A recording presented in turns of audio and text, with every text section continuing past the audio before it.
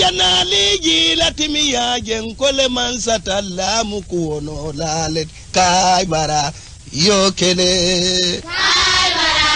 yokele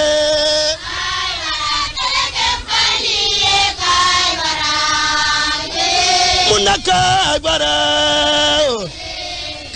bara wa Huseni asantu ta Karbala kele dula na kumuringo la doya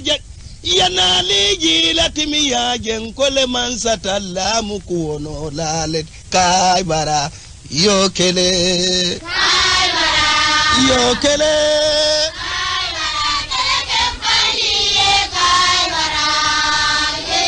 muna kai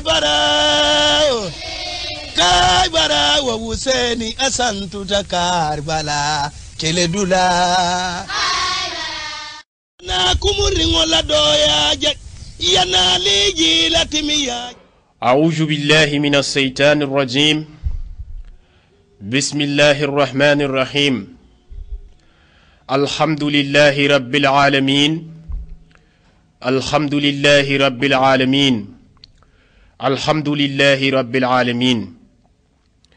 ثم الصلاة والسلام على من لا نبي بعده محمد رسول الله صلى الله عليه وسلم من تبعه بالإحسان إلا يوم الدين. بعد من دينكولو بعد مسلمولو بعد كم ويلالو بانكو كان جنف بانكو يبانتلا مسلمو بداو دا بيرنغا كيتو فا مسوتو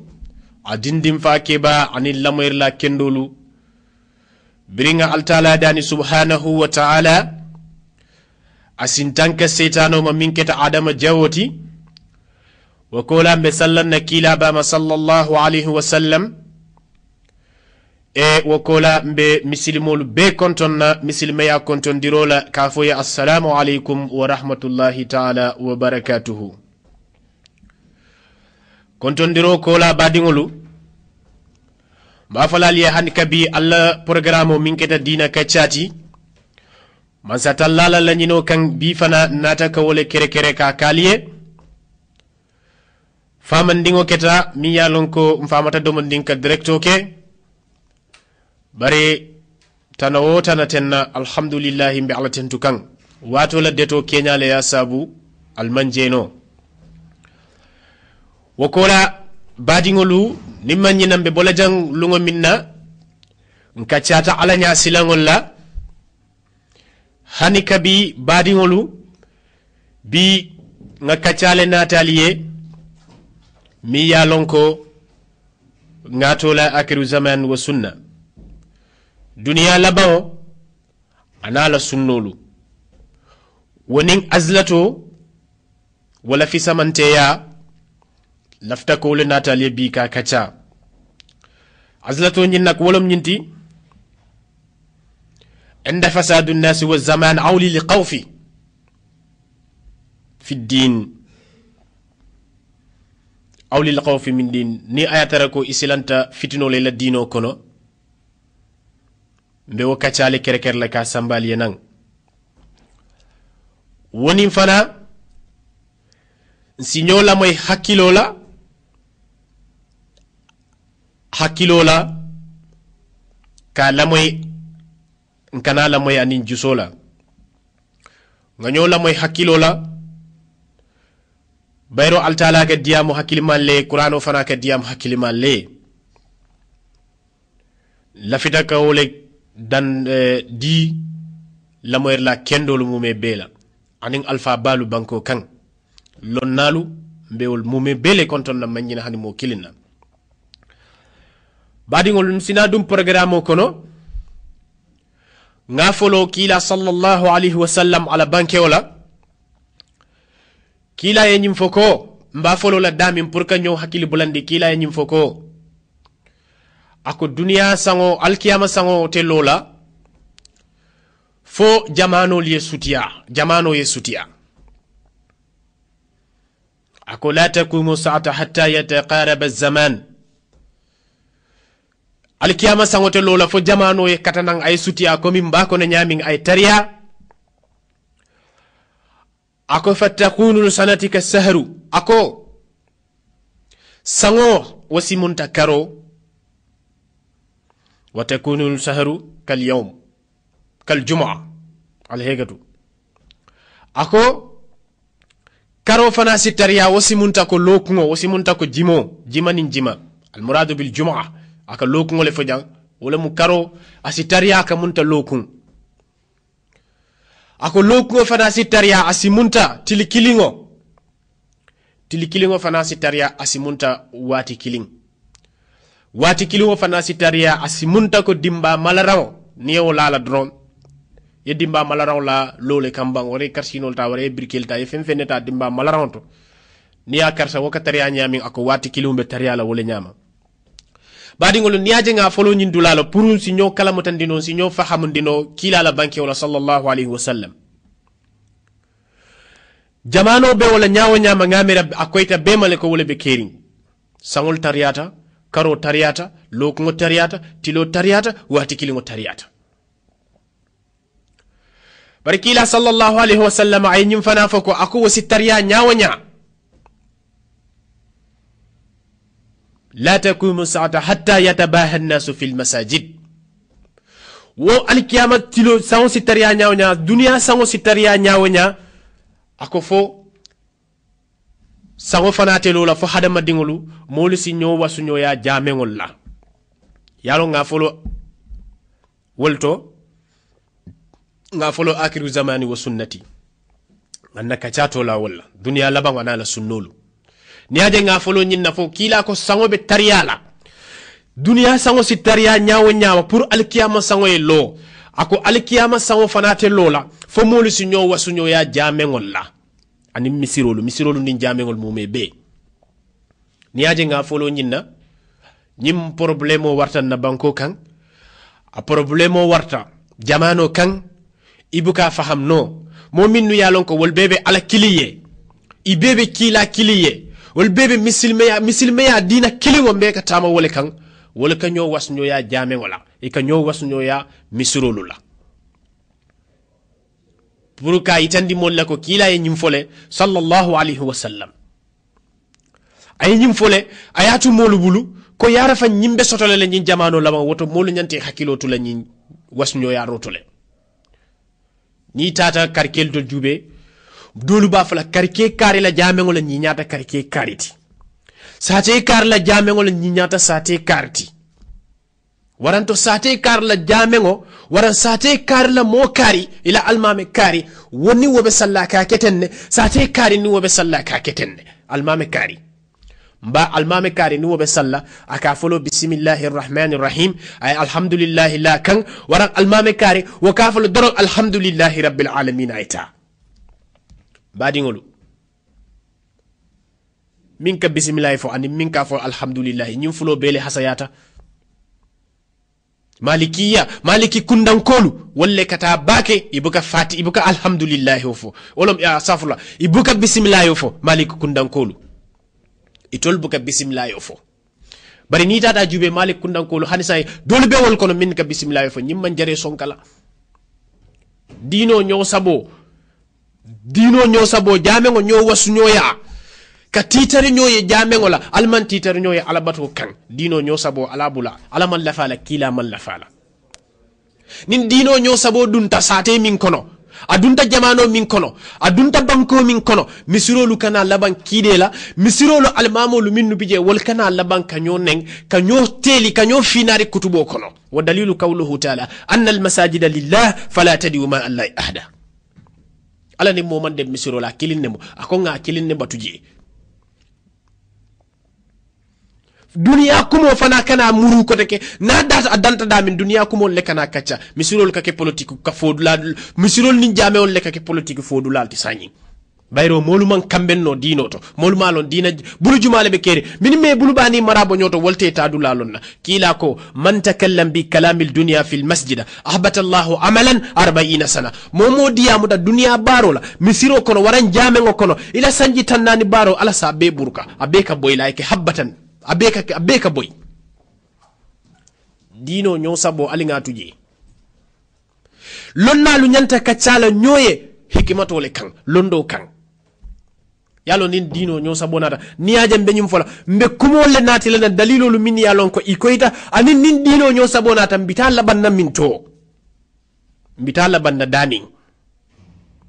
misilmolu nyanta nyintula jele kila ya fole ako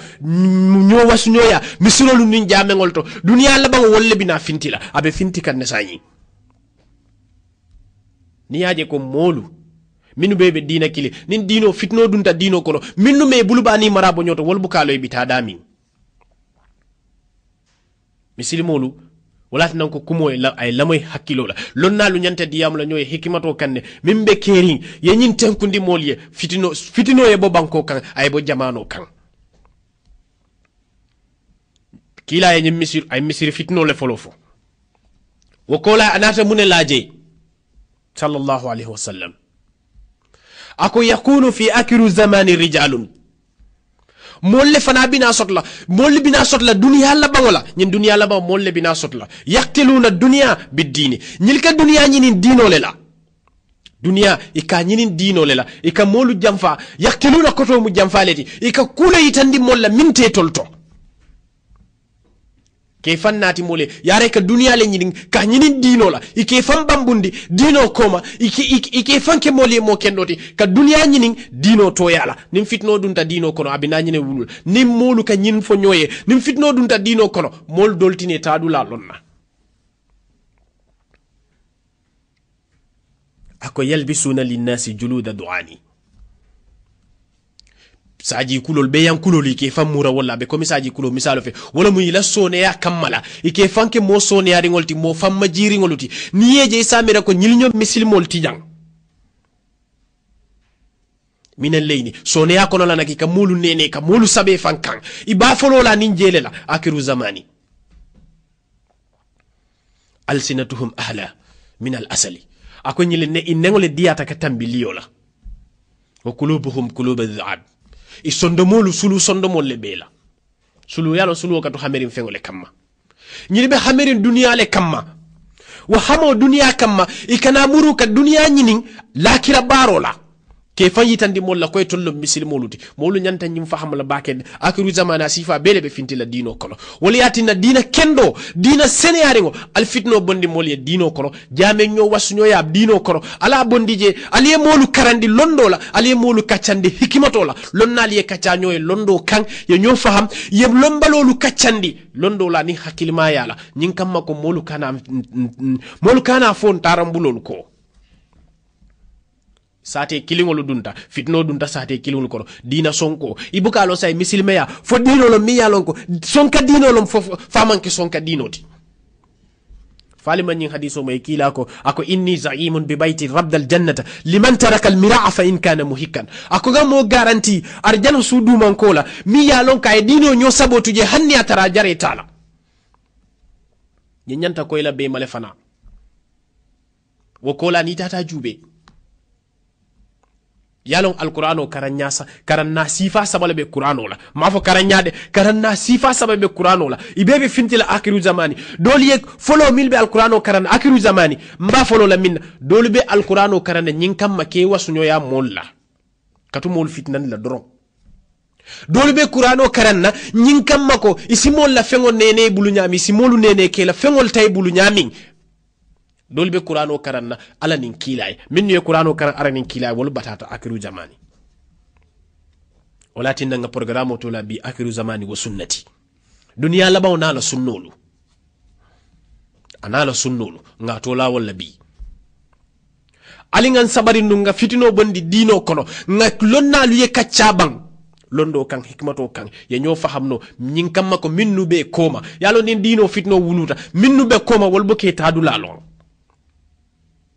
minu be koma wol boke tadulalo ni wol me tadulalo wol be nyine mutalako misilme ya dino ntebe min kan dro wodor nem karibe min kan wonteng nali kacata nyoy hikmato kal be nyo fahamulale dino mu alinga nyo nene dino kono ale fitno bondi molle dino kono nuwonde ñimmolu minnu bina akiru zamani kila min foko fana tele famanna lamayr lalo wol be kiti yote la jele fa sital minnu ya lonko be fintana akiru zamani kamolu nene kamolu jamfa ka duniya nyinin dino toyala andu niyeje ye fammaji ibebe soniyaring soneya kono la ibe molu nene la anin londo kono la ibe molu tala inengol be diaring ko liolu bar sulu sondo molle bela ibe hadume dun duniya le kamma nyilmantar ala kuto ñilimantar ala kuto ni molu mo wol bo nyoto molu ba mira say molu ba jubela min sonia tambita waleto min ya lon kay membulu ba ni marabo nyoto si hekatu kumo fo nyala alinga hakkilo tamandi nga miro tamandi moli e koma lonnalu wol nanta ka molu kunindi bar wol manyanna molu filindila ñin dino problème o min bebe kering ibu ka lon say ibe bulu jumale mutale be bulu jumale tulaje jamen fulolu be nakiri nyola warante bebe sate kiri wulbe kutubola al mamolu dabe sila nyoma kuma jawol be fola nyoye lonna kunda nyimu bala fati kuma jawol be fola nyoye nendirol be fola kutubu mimbaro kan tolla ñin jamano lama nendirobe fola kutubi mimbaro kan ñom finarobe fola kutubi mimbaro kan duniya kuulu be kaccala kutubi mimbaro kan misiro kono lomba abetu politiko la dunta moliye dino kono alinga ñim bondi je nko altala da male tamala misiroti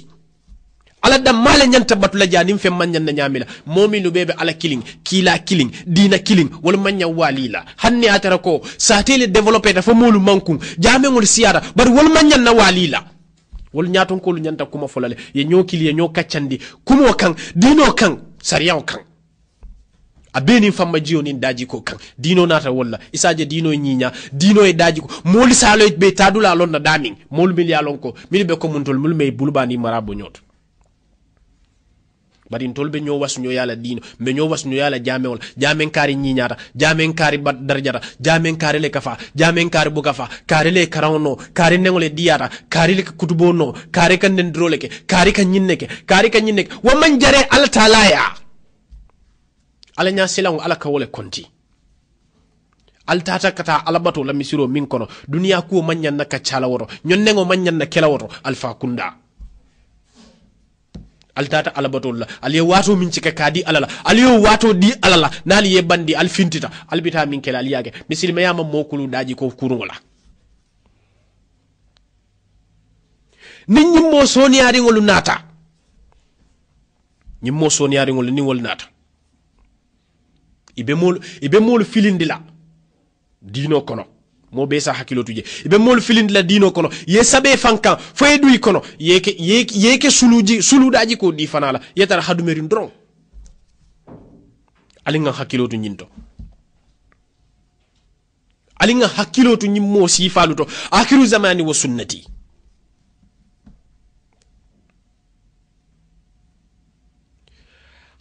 hadiso mi yalon ko altala kila sallallahu alaihi wasallam ako inna allaha yuhibbul abda altala e kanu roke ala jongla wolon altala e jongo kanu altaqiya alqaniya alqafiya altala e jongo kanu jongo mi yalon ko ala nya silango bala kuro anin karo bala kuro ka kara nioma aninga abe famma jiring abe nukundi mulunke momi yalon ko abe nukundi abuka fan yitandi abe famma jiringa kan ako jang al muradu bil qani al qaniyu nafs kaniyu la jang ala murado wala munyinti ko ka karo sota niola yalo modol biye wol niole maratela war maratela ni man le dunya ni dia kuwol fo hanni alabato ko ne man dunya ni dia ko fo je doro itul man kontani ako ale jongo kanu mi yalon ko ale jongo le kanu mi yalon ko ale nya silan balon ko jongo be ku kela ale nya silan e taraje famma jiyo e taraje daji ko e taraje anin ka kare niyo fanama e kana diamu ni dia kensenna ay taraje ala yo jongo kanu bake ako altala yo jongo kanu anin hadiso fula nyaw mi yalon ko mi yalon ko Sa'id al-Khudriya anabi Sa'id al-Khudriya radiyallahu anhu atele hadiso nyim fila qala rajulun ako kewdo sotota e kila nyininka ayu nasu afdalu ya rasulullah molu be kono mo fi samante kila wala mo jumati ko kila ko kendiye ko ako mu'minun mujahidun bi nafsihi mu'min keta mu'minu da sonta altalama aya niyo jihadi ama fa fan jihadi awrata molu jihadi ako aya niyo jihadi ka niyo kulu aya niyo jihadi ako lo mol beti molu be fi samante wala moti molu be fi samante wa malihi fi sabilillah ala nafulo fana ka dundi dino kotota silo ka altala la dino kotota silo ka ala nafulo dundi wala to abukala nafulo dundi ka fituno kulu banko kan abukala nafulo dundi kamo fulolu ka fufulolu minu mambe ke janjandi ate ala nafulo dépenser pour que molu janjandi waran ka fitno wulu banko kan hani woman ke mo fi samantere momi yalon ka aya niyo kele aya niyo jihadi fa aya niyo no aya niyo lu altala la silo kan ala nafulo aya dépenser dino kotota silo kan fem sina dino lanjura sa buruka ate o kela akolo molbe fi samanteti kala summa man wakola ko kila ko anin juma ko teke kila kay ko summa rajulun mu'tazilun fi sha'abin min ash-sha'abin akola kay akaye momi yalon ko abota kafu kono kafulu kono la abota kafu kono kafulu kono la ya'budu rabbahu aba mari batula dro yalo ndin jamano be keri nyami modolu ko jannin kodol be jare la fitno la tumo min nam ite malla mol la dino la ibota wol kono woto ta ala batu ibale bota kafule kono edun ta kafu kono woto ala batu i mario batu yela barol be dende yadi alala woto e kana fitno wulindi molu kan وفي رواية أكو على الرواية توتو أكو رواية فونيا دولة بنجنا يتقي الله أكو وماري يسلان علينا ويدع الناس من شره على تورو فنان كان فوتا مولوما yalo say mol katara kafu kilinde ni boda je nata iko nyim mambetia nyin kari fana mambetia wo ko la ila toro e na futa mol ma mim mambetia alinga diam nyoy hikimato kan londo kan nga diam nyoy londo kan ni hakilima yala anin kurwoni daji ko din fammajiyo kan fitno e bo mor kunda fitno e bo lonna kunda fitno e bo talibe kunda akoy ni bota kafu kono kafulu kono la woto itoro yesilan alanya itoro fanan kana naki molla itoro kana futa molma ye fammuta kana molu tora ni tata babul azlati idun taje باب الاستئباب الأزلة عند فساد الناس والزمان أو للخوف من فتنة في الدين ووقوع في الحرام وشبهات ونحوها نيتارو باب بوندانين تو يتاجي جوبي idun tanyim bundanyim to iko silanta tumo minnako moliye fantinya wonin dunia wo silanta nyim fanala ko ikana bula dino fitino kono isilanta nyin nako ikana haramul fana ikana bula haramul kono ka nyami nyoya ani haramo mulun tanyolu ni silanta wala azlatu la fi samanteya isi bono molu kono le ni nyin kamala ikana silam isilanta nyina la pour kana molu tora wara isilanta nyina la moliye fantinya ibota kafu moliye fantinya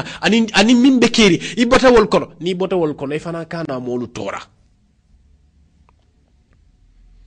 nyin hadiso nga minnati den mi yalon ko kila ko molu be fi samante ako ate hadiso do boyndla kila kabda mi man ta'allama al-qur'ana wa 'allamahu mom be fi samante mom ye londo nyini wo kola natna muru kamol londinde amo hadiso burkade anda to fana boyindila pour ko moye koy molu kana amira ko nyi hadiso fana be kerine say nyindo fana na usasi nyindo fana nat ako ate o boyindino la bayro itete molu londindino la qur'ano la fo molu kono ite molu karandino la fo tara molu le kono nyinka kuma aka kuma dami wolom ko jamano Kenya aka kuma dinkirala alhalo Kenya la yalon kafodol bije modol bije ni koy bolu barkandila ni me barkandino wote kane fundi ko ni koy be barkandila isi fitnandi si kelendi ni me barkandino ikane fana fundi ni be kafu sifalu kono itenata na alanya selon dundi sondo moro ya beke alabadoti akoytele mu molu wolu fi samanteti akawole dante nga nyimbi fotem fana nyim babul istibabil azlati ni dun taje batar raje ibe alquran ayo tarraje allah subhanahu wa ta'ala ka mindante ako fa firru ila allah inni lakum minhum nazirun mubin azlato la fi samanteya kabo molu kono la tumomina moli e fantinya anin jamano anin silanta dino fitnola dino jarabola isilanta haramo kuola ikane nyami nyoya woni haramo mulun tanyolu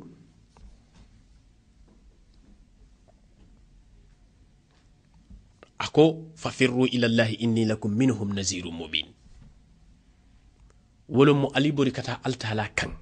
altala kan akon tematul kono ko indir laleti ntematul kono fana alanya kal silandi altala nya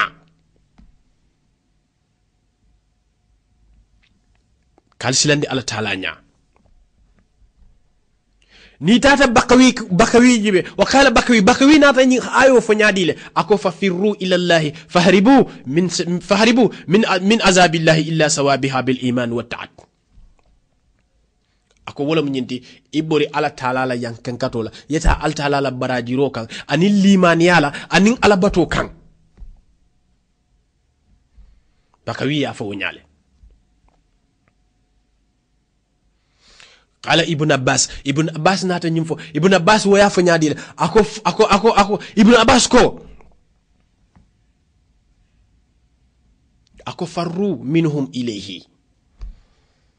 wa amilu bitta'atihi ako ibu walam farru minhum ilayhi ibori kabo altala ya kata altala kan yebole kabo altala ya kata altala kan wa amilu bitta'atihi yebara altala fana batola yalo ni silanta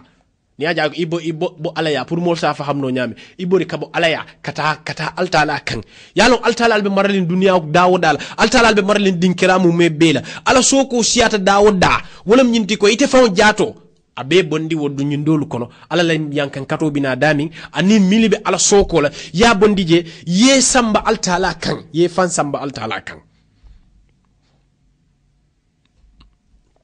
ibe alabato wole be te sambal altala kan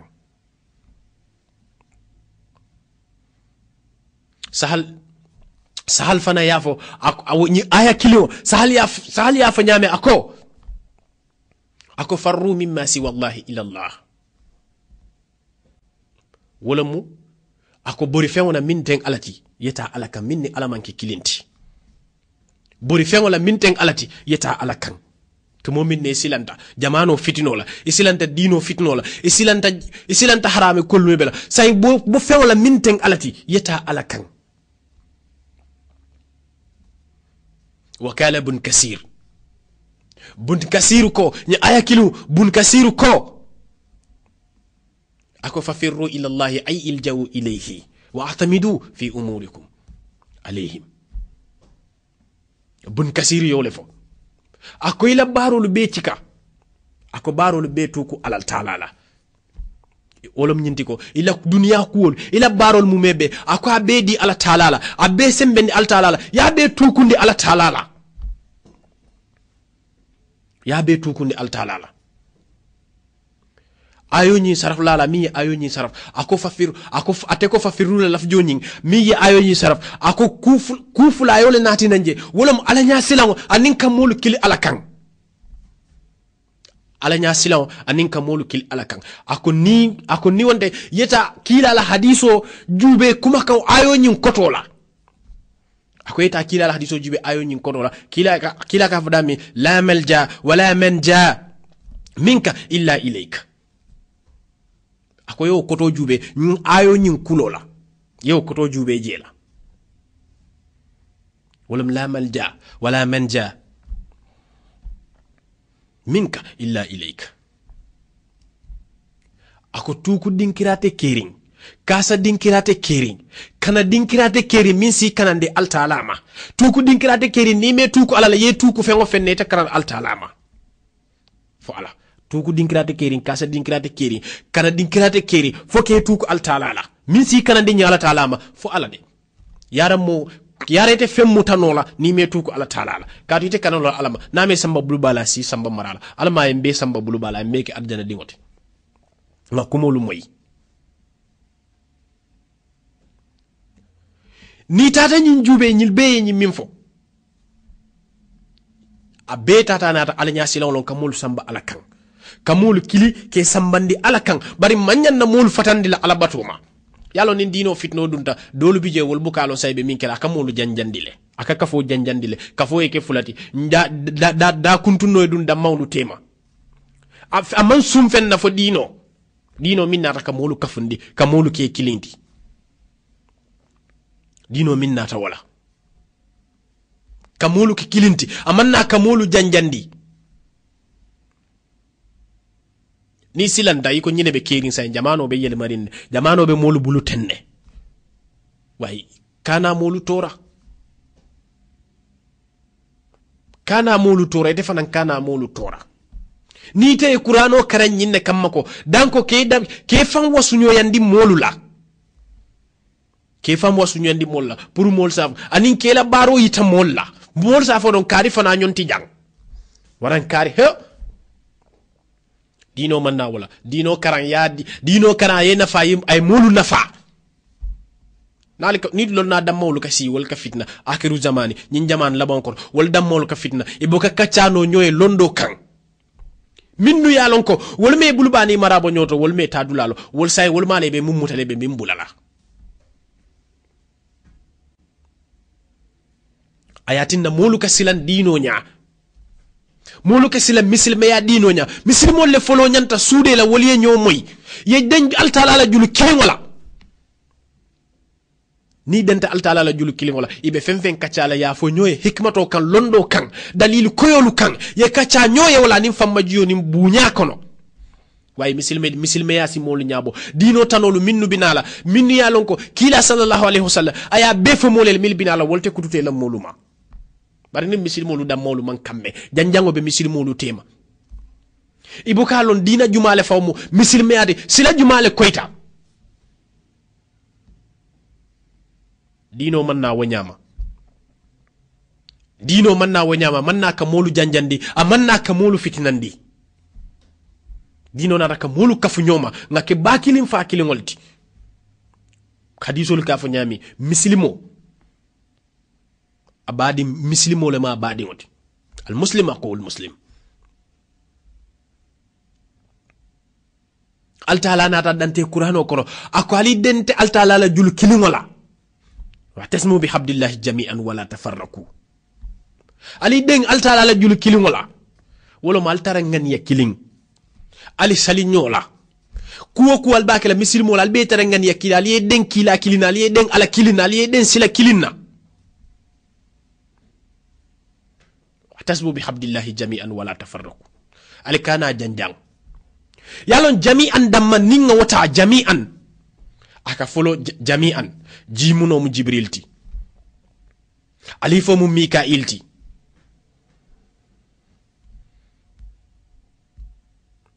jami'an jimuno ni jami'an jibril mimo mu mikailti alifo mu asrafilti jami'an mimo mikail alifo asrafil jibril le ka wayo jindi kila kan sallallahu alaihi wasallam wa kila la kuma kan wala bentol bulu ningan den wala wajul kilin wala mimo mimmu mikailiti atele ka sumandiro ke harjeli be yirwala le asrafil min ka butu fe naye butu fe mbesi wili jul kilina ngan ya kilin kila kilin mbe bambula wala koto mbe aben kanjurula mbe arjano walinna ndi ni muslimol kana janjang ni ayo fa damma kanyanta misilmol dinga ya tara ko nga moy roke ayo la akanyanta misilmol malen kana janjang al fitino bondi dino kono nyo sabo mi yalon ko amantar dalila kan ala bondi dino kono lonnal ye kacanyo e londo kan ye kacanyo e dalilo kan ye kacanyo e fammajiyo kan lonnal be dawda wala nyanta kele bakilin fakilin neti wala nyanta molu silo bondi la moli ye nyoto ni wol fangol manna kambe molu malon saybe jumale mutalebe jumale tulaje nyinsike bala fa bati asike mira bati misilme kunda alinga kumol lamay aning hakilo la doro ibalo na nyim bala fa warta misilme kunda ikamira ko dino misilme ya dino muhammad ye mintumbulu alqur'ano amanke qur'ani kilingoti kila la sunno ne al Qur'an ba ikamere manke kilingoti dolu safo alquran kutole jita waranta fo kila kuta dole jita waranta fo dina kuta dole fintita dina kuta te kering moliyem fan jube bang dina kuta te kering moliyem fan jube nga muru koma ngam fan jube nga dino le kiskisi nga long nga kacha nyoye londo kan nga fa anim fa majio kan anim bunya kan horomo nyin kamako mbe mun nyini la kila jawolu wal kane kutu misilmo jawolu wal kane kutu misilmo la bani tata jube min bala fa warta misilme kunda amiro warta jakalo warta i kamera ko misilme dino lu manke dina kilenti i manke dina kilenti fereng andu nimbe salla mbeka fatiha le fo ummil qur'an mbeka nyatilin tilibole nkal qur'an kiluna karang say muni atin nan kan nyon sabo dun di dino kono dalilo le dalilo mi yatina nyon sabo kadun dino kono ale dino nyon sabo nanata abe mi wulula sama alinga je mira ko folo mbe folan na fondinkella folo mbe folan na fondinkella folo mbe fola hada madin wala dino kono be borla dino la din dino lu man kamben yalo nyim molu kila ko minno be fintila duniya labaw kamolu nene ni woli molu nene be molu sotlantile andu ni molu soto hadiso kila nyim folo sayaji'u fi akru zamani aqwamu takunu ujuhuhum ujuhal adamiyina wa qulubuhum qulub ash-shaytan ako molle be sotla duniya labaw fana kila sallallahu alaihi wasallam ako molu be sotla nyin duniya labaw na hada madi nyaada le bela wala hada madi ngolle moyti bari sondo mol mo setan sondo molleti sondo mo setan sondo molti amsal az-zi'ab ad-dawari ako nyim misalol be ko sulwolu me yantungol le moyti yetu hadumerim fengol kam yalo nako misalol be ko sulwo way ko mo bande sulwo situ hadumerim fengol kan doron ay femfe njaaya miratele tam nyili mol be kelawol akoy be tarra wala nyama laysa fi qulubihim shay'un min ar-rahmati ako bala fa xana do mon dingote sotla ñil sondo mo kono safaqina li dima'in yele bonna balle muyti banko kan la yar'una an kabi'in ibuke fam kukuruma ibuke fam tankandi kukuruma kukurite yalo ikakele ibuka kukurun kutuje ikabeleke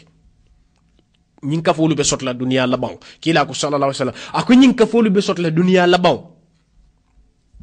kukuru ikabe bara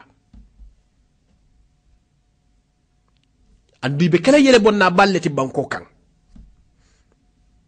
say aliyameda ni dino fitno siata molu me tadulalo ni molu findita molu ka mbamira la wala misilme ya kelloti mbem fayla wol tatara mambulba ni marabo nyoto sama ngana nimisa oto minnu nyanta dadala wol kana tinya minnu nyanta dadala wol kana tinya allo assalamu alaikum wa alaikum assalam badi mo gortanande tanabe sukuron kolle ibebi ja alhamdulillah imbal téléphone monte barakallah yo camera to dima ani be kilo lamundo ede ba kamando no ha antelo bismillah ito dima du camera ma lantante dante korta dante tanabe sukuron kolle barakallah ibebi ja alhamdulillah imbal téléphone monte yo avant ele kawando diar batu walla ala alhamdulillah to ya yimo fo ale alon kila wol be kering sai mi machi ni problem fo chara dino dam mol temal ha dedde magaran o mo to nyati mole arquranu karan wol fona janta del lonni la kulale be tiala ki yanda siran ko bonna bi silme ha kono to nyalom e arquranu ko do fujang ko ni atar misin mo be o lamoy wode o nyanta misin mo be se o lan alhamdulillah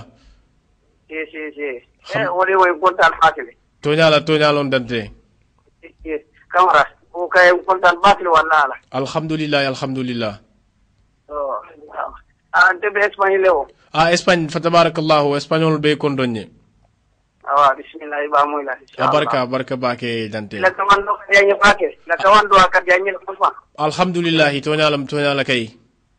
akad yañe bake wala ala alhamdulillah toñala abarka bake nko akoni molu be sot la dunya la bawna safaqina li dima'i ibe kele yele bonna balleti la yarauna an kabi'in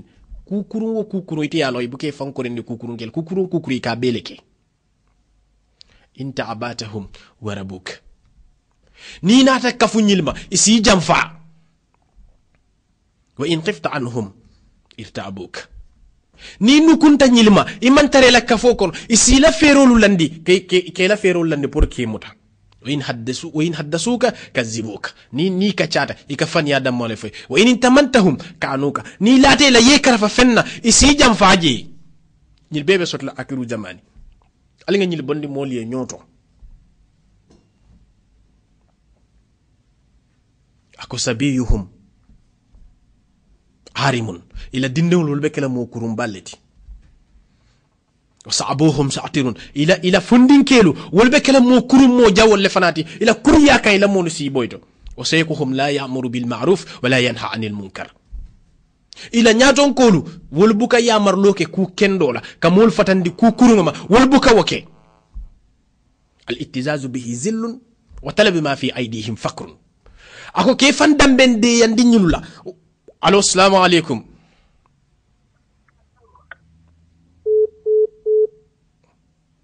ngamira wotatale allo atatale dia al-ittizaz bihi zillun allo assalamu alaikum aywa kamara ko kortanante tanante ibadi malamu badi soirée Cissé Fasana Cissé Espagne Bilbao bismillah Fasana Cissé alhamdulillah famo kata moro to nyala famo keta Cissé kortanante la moy kambe janto mbe damandin tale ñu atin ko no bon comme ne jeto muka kanala ñu muta ko men na janto fama tay janto alhamdulillah la kan janto ko mo le ko diata ñoy le ko alhamdulillah bu ñata le ko makon sahiyata beta alhamdulillah Fasana Cissé alhamdulillah wallahi mbokondandri la ko le banke ñi mala mbokondandri almali men ñi bunda to almali men ñaato faranci la hormona sabo kamala amin wale baake alo mari la kuma kan alma sabat lan son damo ko ne kila farona sabo kamala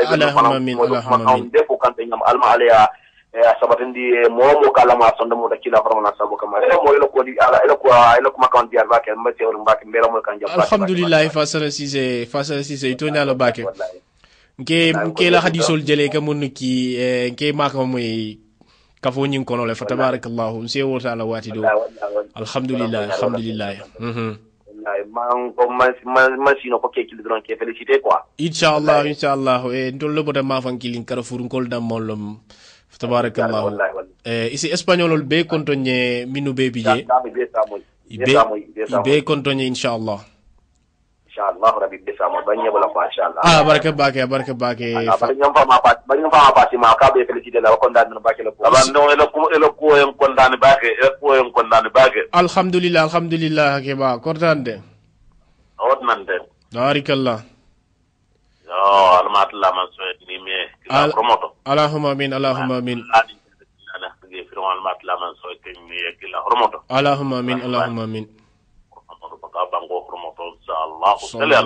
abaraka bake alma la duwa kendul ala ya talambe tima alquran khormodo alfanal ya baraka bake insha Allah ala baraka bake espagnolol mille kiliro ke Fasana Cissé na kanun telom terolom kafnyo kende ndol be musate kilingo moleti fa tabarakallahu afana be karam molle kono lon nallemu fa tabarakallahu kondanda nko ako ninyi molu nata al ihtizazu bihi zillun ke fandam be yandi nyunu la wolom ke fan kalandi nyunu la ako mu filibante yaliti allo assalamu alaikum salam badi ngo kordanande to di mani be tanante ibe kilo mun dole ba to mu le Samba Sise sana Sise ande Samba Sedi Tamba Sedi banga bismillah hembe la moy kan yo ontel fala la jambe yo dañu saboral ma ya ko la wala ki to kenyi kwa Samba Sedi albenyo sabola almame ya kol sifa nyadi dalla dañu sabola na millo ni almame ya la dol la aman dol nyabo dol ko ka bondi dol ko ka bondi ka do kije pour se ma koy ya franco sini quoi pour ngalo insha Allah ni ngala ko moy comme ama mol le man so bari yalo almame ya be nyami fon almame ya minna fikya londo siara alta londo la ni al londitiyo jubi ali tambindi nyato alkana mol la kumolu la moy ni atra ko londita ko to fo mol ko karlo ko le diata nya doron ka tambini almame ya tambita wala atambita wala le ya fam insha Allah patunda nyi hadiso futandi ni wato ya si mburuna bari si min fono kumo la suti akamala wala almameya atambita nyi nale ko kafuko ala kumo kono ko moli min ila lafta minuna doluman son wala ning ayatara ko wala la fik ya londo siata wala la londo siata nyi ndoti yeta wala alta londo la alita londo kan han kabin kuma kaw min fodron wol fulol fanali kacha ya di kilinna ali nyo tambinde almameya ni almamo tijana la nameo ali yebulandi nyo noma dino fitino ali nga borala ali nga tuje han kabi ye kacha ye nyo moy bayro jannibe kumo kiti hotela ka jabi foye kumo soto folo keso ibalo non iba talala nyami bare si min fono ye yeta dino la ni londo anin kacha kan ikana fitna amanjariala bayro almameya responsabilité lam am responsabilité ko le ata bake dunia wala muy lonnal damol ye kacha fana ani ya jube minna fikiya londo siata mi ya lonka ay londo soto yetani londo la ni kanyanta londo le ta daji ko la ni kanyanta daji ko la yeta nyinyala ni kanyanta nyinyala yeta bi makamul no madoron iba soto la be min tambinde la nko hadiso nyinko al ittizazu bihi zillun ako kefan dambe yandi nyulula wala kefan kalandi nyulula ako mu doyaleti allo assalamu alaikum allo assalamu alaikum assalamu alaikum tanante bismillah mbe moy kan wa alaikum salam kana tele la moy telephone la moy doro nga diamu moro mbe la moy kan bismillah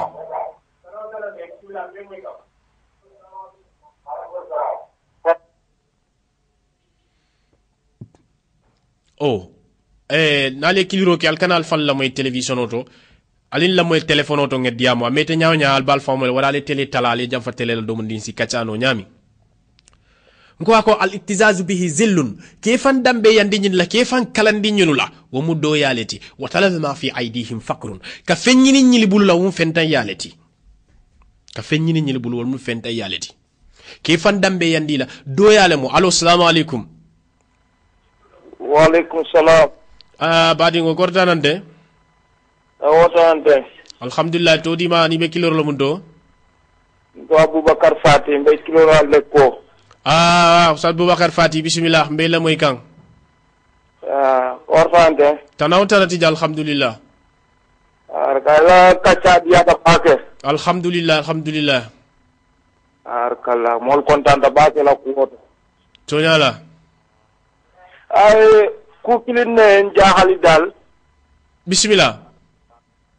lafte yoto sen andi mole dal bay ko ni be duwa kono ten ka kila to fo duwa kono fulan kafole mo ko te quoi ka kila to fo duwa kono fulan kafole mo sa lafta dal yeje sen dol ba fulan ni duwa ke inyanta ala danila ani alqur'ano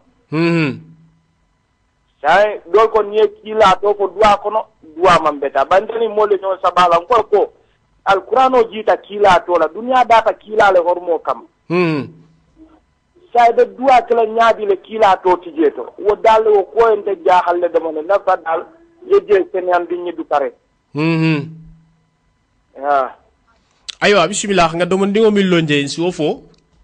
pinketa wo taransiloti ko kafoko ni duwa ke iko misal fe ko alanin kila iko mu flanka foleti dol yaaje wo nyamale ntole do man ningo min suuteje ani yen karandi min wolom ko kila sallallahu alaihi wasallam hadithol natal min yalon ko kila ko alsikarin tambindi Allah kolto alsin barako nyinin andun ka barako nyinin abe duale kono ngamra tatale ya ka barako nyinin abe duale kono kila ko alsin barako nyini kila sallallahu alaihi wasallam nata nyim fana foko allo assalamu alaikum wa alaikum salam ni wa tada bismillah mbela moy kan jumale mo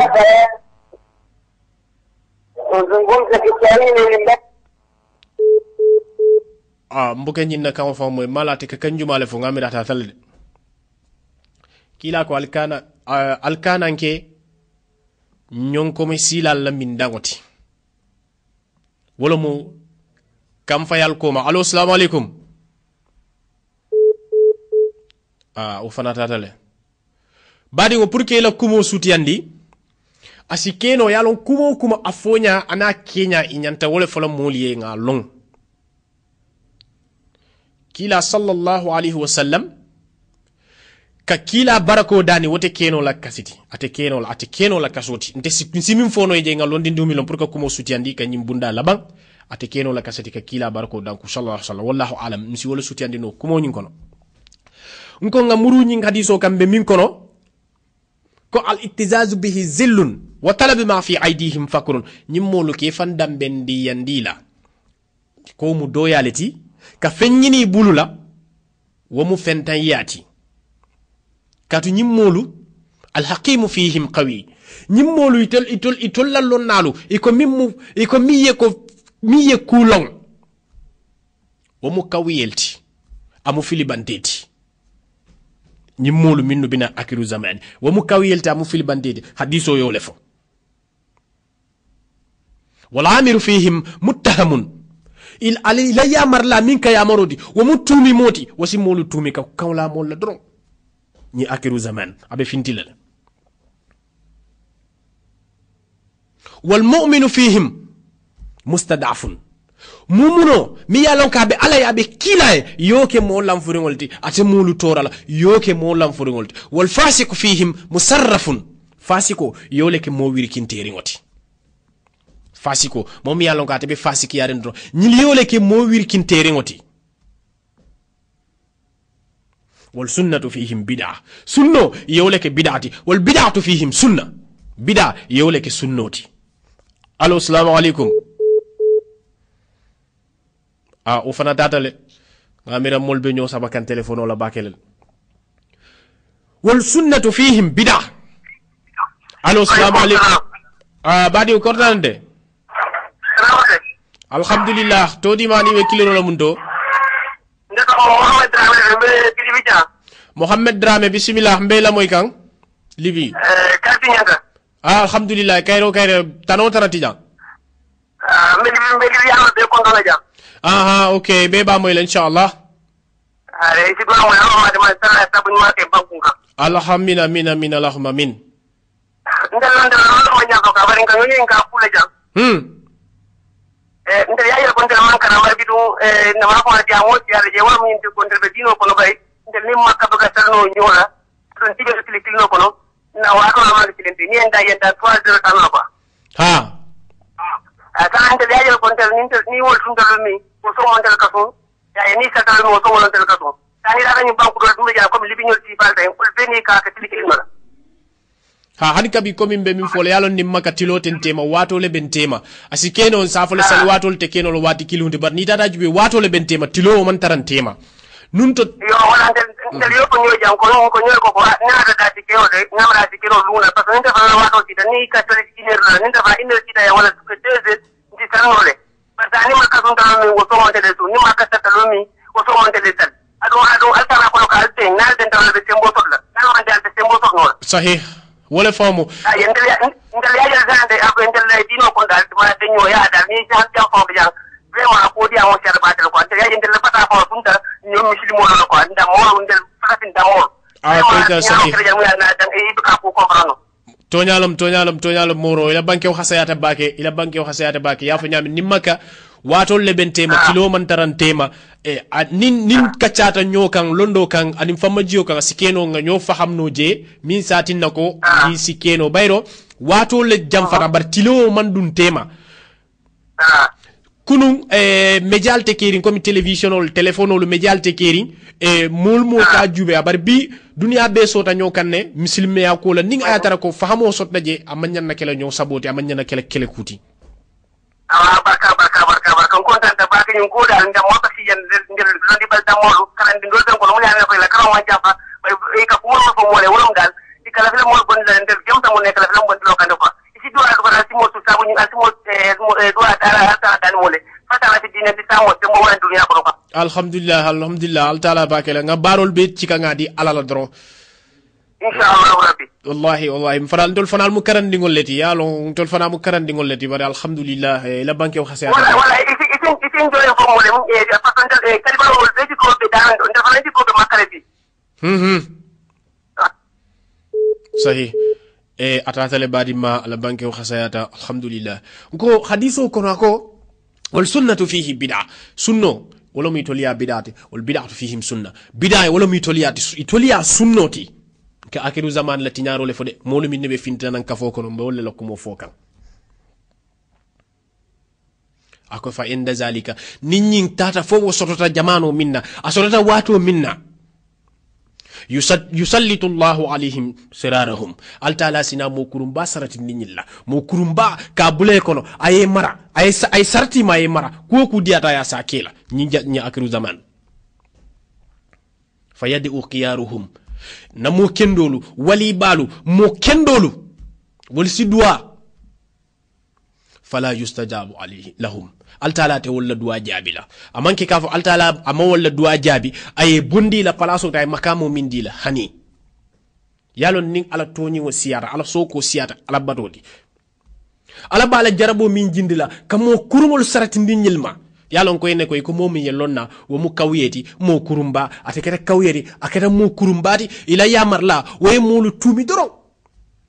wobe molu tumi la ka kanja wala molu la ila yamarla ni akiru zamani milu be fintila ila yamarla wolbe tarra wala nyama mumuno mi yalon ka be ala ya be kilaye aya fammuta toro te futala molu ma te molu torala abe ala bato kan anda be famma jiri ala bato kan abe ayala barol be cika ya di alala yoke mo lam furingote momin keta fasikote misilme nafiko yo cika yake mo wirkin teringote bayro waka fanyita la kala barol li tam molla sunno ikomoli e wolom bid'a yoke sunnoti ako ninyin keta bidun altala sina mo kurum basaratin dinyilla mimbe marala maral jawo kono alma alen nim badingol be kisama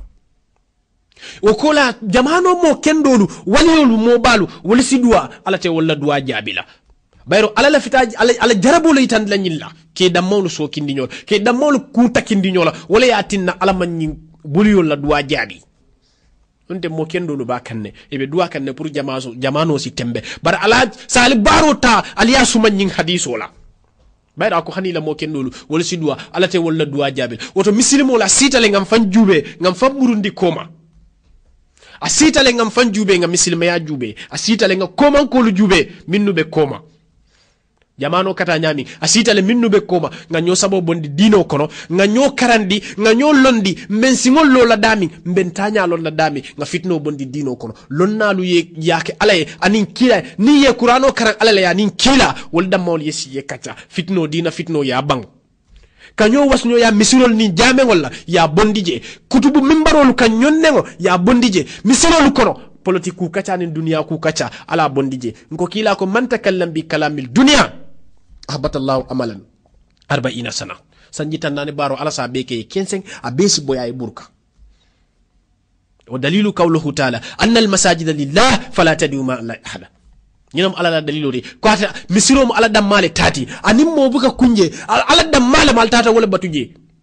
ala e jonda pour ka batu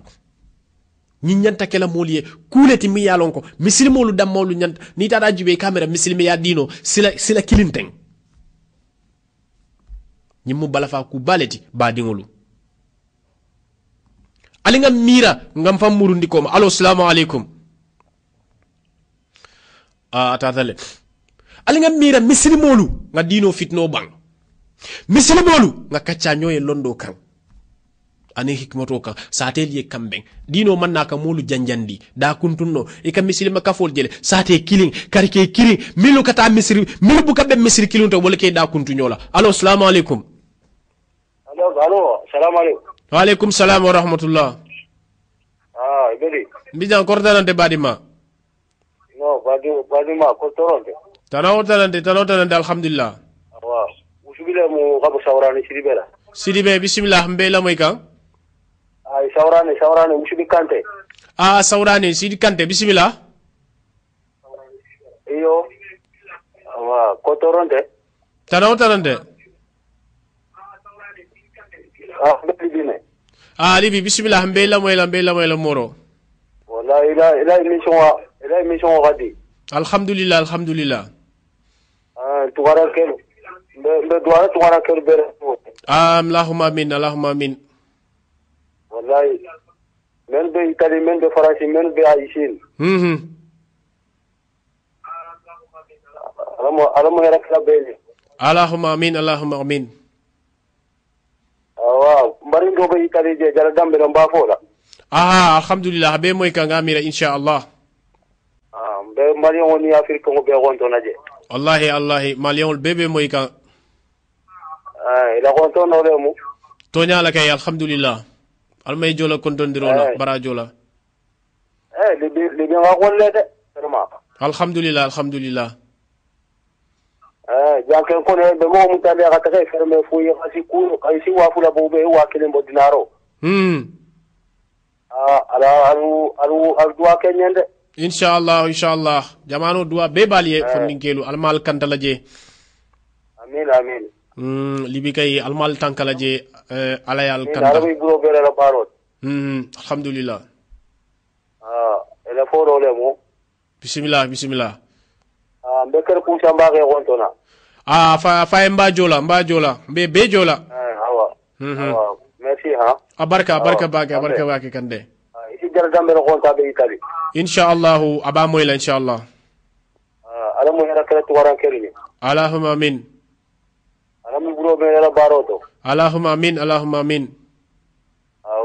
merci barka bake badi malion lu vraiment content talale merci barka bake badi mam yekiliro ki libi be gonto na le alhamdulillah mbal be konton kan libiol be ngoto muso be France kumba kan tamba gonto na aba moyla basa kentala wa barka bake wallahi adwa kede inshallah merci camara barka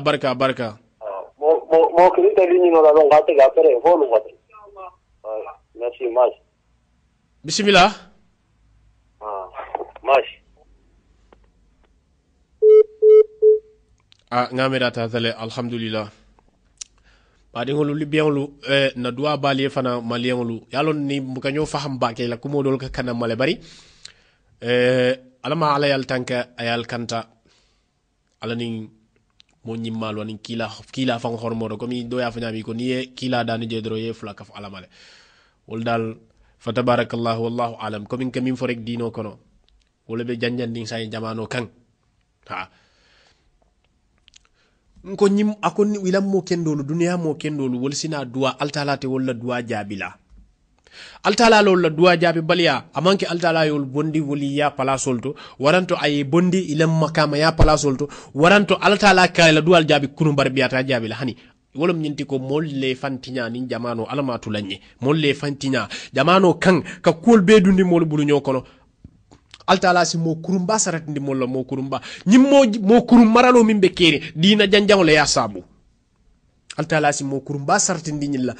ay marela ay kela mansakedi wara ay kela nyaton kodi wara ay kela sate tiyoti altala si mo kurumba marandi ñilla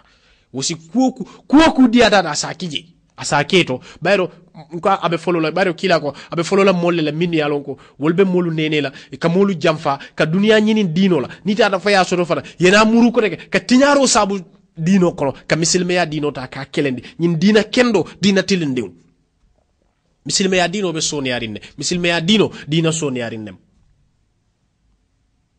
fo lonnalu molu ngamira molu yenyi moy hadiso kono le ko altala e dino le kanu altala e dino kanu dino min jenketa ku fure ngol mume be ku fure wo ku kuru dino jenketa misilmeya dino na jenketa altala ya kanu le ntol damol say ko jenketa woy damol kanyo hasidia misilmeya kono nkanyo kele sate dolu biye wul keldale fo fawol bota nyokama misiro dolu jamew dolu be soron ding ab mobu ka salije wol koy ka ak alale alse ñun kumol jubede wol koy ka ak alale karke dolu biye wol buka tanyoya wol buka ñin jamem fitino jamem problemo a warta mol la banko kan alsa bondije wokola mba sallale mba flale badi ngol alse hekatu ko mu yewato mindina wato banta hani kabi si kontondiro ke na terol nin kanun telu mume bela ki kontomba folo la na khalif bala nyandanki kana taslima kan fo kanjalon karamba yan kolu mume be mbebe konton na misilme ya konton dirola ani alaj sama fango barima mba konton na bake misilme ya konton dirola allo assalamu alaikum ngamira ngoke telephone labonte allo assalamu alaikum alaikum salam badi ngo kortanante basigante alhamdulillah me la moy le be kiloro lo muntu ani todima wallahi amba kilo kala ko libi le quoi libi bismillah badi ngo wallahi la émission wala Bakar Diallo le mo xabo mel libi le quoi Tripoli ya Bakar Diallo bismillah wallahi la émission mba sigina xa fele quoi la émission xati quoi vraiment mo ko bet wala ñaar mi bulo mele la baroto quoi allahumma amin allahumma amin allahumma amin vraiment be baro na narma brajo le ma quoi allahumma amin allahumma amin allahumma amin wallahi mbe ki le gela kulon quoi tojala ok merci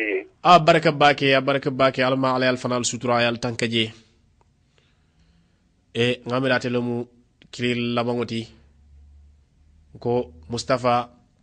Jabi mba kontonna Mustafa ibn Batura di mamba kontonna ani Mustafa Jabi kunda mbay kontonna Jabi kundan ko be dawda mbebe kontonna dindin keba musuka fuke kara fu jarume Medina wandi fa mbal be kontonna be kontondiro kereker la ka dinna monsieur le maire la mba kontonna bake manyina la mala seni fati asa janjandi ana badingol mume be tema ko na kontondiro be suto anintilo na dua fana be o kola block be satu fofana kontonnante nyinano la anala dimbayal mume be birin santo fo dumam be kontonna alma alay sutura ay tanka ay kuy hame ko alma alay akay yimba kontonna fang misilme ya kontondiro la oustaz Dramé karafu jaro me manyina la fanade en kan terolum kanun telom tenyina la abada mba kontonna misilme ya kontondiro la bunkilin kol mume be nyini kala anina Cheikh Ibrahima Jeju mba kontonna fang manyina la anin tero kanunte Ibrahim Soare mba kontonna manyina la anina Soare mimbe Espagne fana mba kontonna El Haz Kebe mba kontonna Espagne wonin kata bula jendela biring mfama kunta mba kontonna Camara Sise kunda ansumana Sise mba kontonna na almamba ay kontondiro janjandinye su konon kolbe tema kata fo fana kunda mbebe kontonna jite kunda mbebe kontonna manjang kunda kabilo mume be jende mbal be kontonna misilme ya kontondiro la okola Yakub manyina la Yakub Kante kombo sifo Gambia manyine la na kontondiro beye anin sire anin na sirifo Haidara mba konton na fanfang ani sirifo lu minnu ya lon koy kankili dol bije nyinatela bar dal ngadi sirifu kunda bungol mume bela ki konton misilma ya konton dirola mañine la de anin maka koli bantang min yalon ko ikan kili ustasol bije mbe kontonna nkela kiliro jele nka kaccale fana mbe kontonna misilme ya kontondiro la arab saudi na terol min bije mañine la vie sane fandang mañina la nak anin ter kafo min bi yalon ko wol fanal be makkaje na ter kafo min bije kontondiro sindima mañine la brescian ko lumbal kontonna momo altolal nel kontona gabo balde la foka ji dumala kinne manjang mañina la ana kema mane mañinal bela mbal be kontonna momo dal mbal be kontonna nin kombe kiliro kele yalon watolum alsa fahamum fe itali jam fana mba fu mbe mbari ma kontonna almame drame ana ala no moño jatu drame mba kontonna wokola swipe sa ho mbalanal dimbayal be kontonna bajo kunda manding nuha mba nala dimbal mume be kontonna tu mañina hani mo kilinna seni sane mba kontonna Musa Sano mbari ma mba kontonna fang fang mba kontonna Lamin Drame Basiru Drame mbari mañol mbe be kontonna mañina hani mo kilinna malafi Drame fawla ke mba kontonna bake misilme ya konton dirola wonin kan sonko nyolu mbal be kontonna anin imam bangali fo Gambia mba kontonna mi yalon katale mun na kafo nyaton koti mbal mume be kontonna momo itola ani kontongola ka fali ko wato sitante beto fono la bari mamminto fo mo kana kamfa hanni minnu yalon ko be Dubai mbe be kontonna Espagne mañina la momo be duniya dawo dambal be kontonna ka fali ko assalamu alaikum wa rahmatullahi ta'ala wa barakatuhu na kumuringo la doya yana leji latimi ya jenkole mansata la mukuono lalet kai bara yo kele kai bara yo kele kai bara kele kempali kai bara muna kai bara wa Huseni asantu ta Karbala kele dula na kumuringo la doya yana leji latimi ya jenkole mansata la mukuono lalet kai bara